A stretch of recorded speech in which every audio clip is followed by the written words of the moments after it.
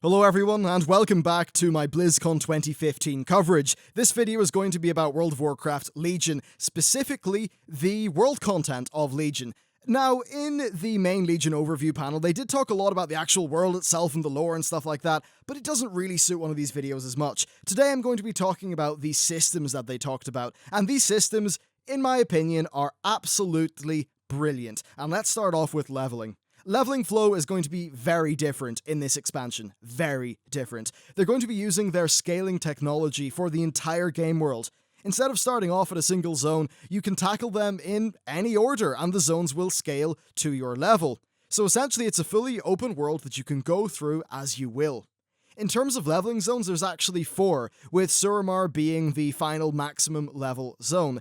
4 is, in my opinion, actually quite sparse, and I would like more. What I absolutely do love is the variety and how you can go about them in any order. That's perfect, brilliant, but I'm definitely concerned about the just amount of stuff that's going on there. I think the key takeaway from all of this is that it pretty much is an open world in which you can do everything, and everything is going to be scaled and relevant to you. This is going to open up a lot of opportunities and things for them to do. As an example, we have difficulty. They can make things basically be tuned to your level, hell, even to your item level. This opens up so many possibilities in terms of how they make the world engaging, and that's definitely something that I'd be excited to see them use, if they decide to use it. Ian did say that they're also happy that this is going to be helpful for playing with your friends, because everyone's content is going to be relevant to everyone else's content. If you do one zone at level 109 and someone else is doing the same zone at level 102, well, you can still pair up and do the same stuff. That's a very cool perspective. As far as the nitty-gritty goes, he said that the world is scaled around you, and that overall, it shouldn't be something that you're going to notice. Gear will drop based on your level, which I think makes a lot of sense, and you're going to have a strength progression as you level up because your artifact weapon will be getting more and more powerful. Apparently the zones are also going to have max level elements. For an example, things like the Fell Reaper are going to be roaming around the place. Overall, I think this is great from a gameplay perspective, and what it actually does is, instead of giving us a bunch of linear places to go to, it kind of makes it one big open world. That's really cool, and it's a bit crazy that we're talking about an MMO, and that we haven't really had something like that for quite a while. Definitely something I'm excited to see them use. I suppose one concern is narrative flow. Because you can tackle elements of the narrative in any order, well, they're going to have less of an ability to tie things together just to tell a linear story.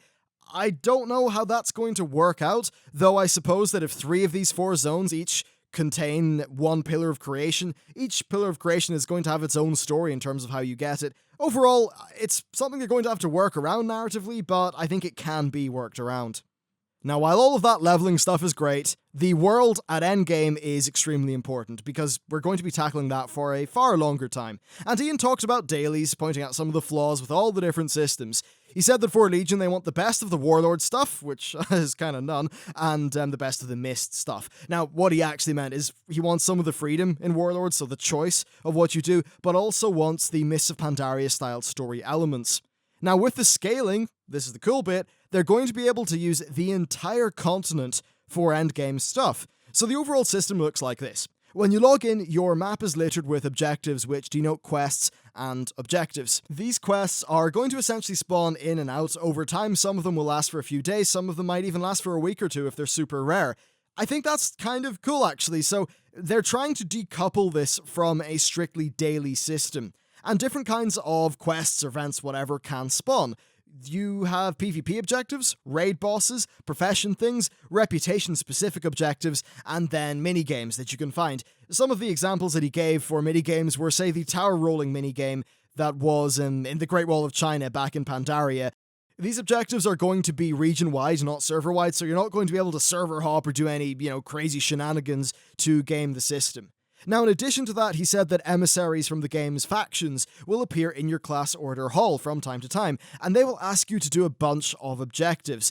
Now, this isn't on a daily basis. The emissaries will appear and they'll sit around for a few days, and essentially they will build up. So if you don't log in for a few days, you'll arrive and see a bunch of emissaries in your order hall with content for you to do.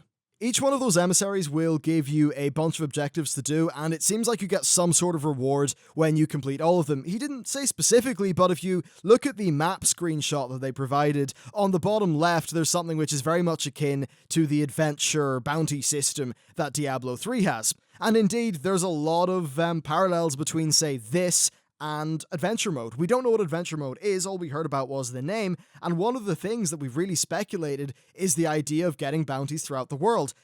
It seems like this lines up pretty much with that. Now, adventure mode was named as a feature, and this hasn't been named as adventure mode, so adventure mode could be something else that's a bit different.